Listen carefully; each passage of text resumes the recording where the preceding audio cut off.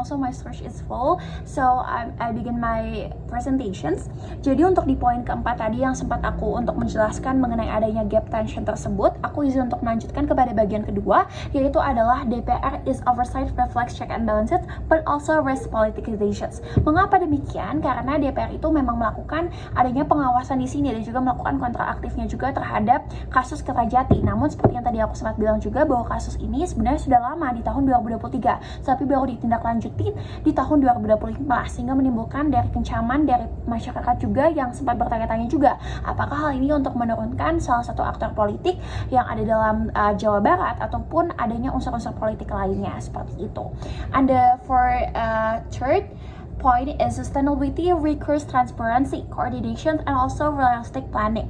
Artinya di sini adalah untuk proyek seperti Kertajati berkelanjutan dan akhirnya nggak jadi beban keuangan, maka harus ada 3 komponen utama di sini. Yang pertama is for the transparency, yang kedua adanya coordination, and also the third one is planning realistis. Jadi di sini juga adanya transparansi ke masyarakat, bagaimana dana dan anggaran tersebut itu juga digunakan.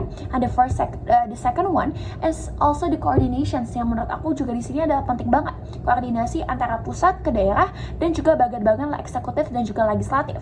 Also, we must say that it must like planning yang realistis juga. Jadi jangan asal bangun bandara tersebut tanpa adanya perhitungan antara kebutuhan dan juga yang dibutuhkan selama sehari-hari.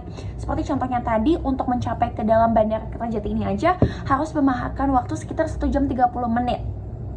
And the fourth lesson is legislative oversight must be proactive, not reactive. Dalam hal ini, DPR sudah seharusnya itu awalnya itu juga mengawasi dan juga proaktif, bukan baru setelah masalah ini muncul, harusnya bisa preventif sejak awal.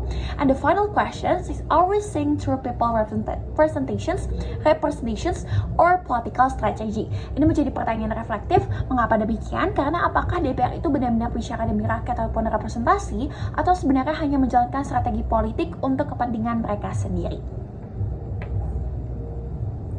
Last, for the conclusion, I will begin this conclusion in 5 points. To conclude, the case of Kertajati International Airport show us how the theory and also practice can sometimes diverge. On paper, the DPR roles demonstrate change and balances, and also people representation. They are questioning up to the 50 billion annual burden and also pushing the government to find the solution. But in practice, the oversight is not always consistent. It's often like comments late, and also there is no always the risks of political motive behind raising these values. This reminds us that the separations of the check balances are not only about the institutions, but also about the political will use them responsibility.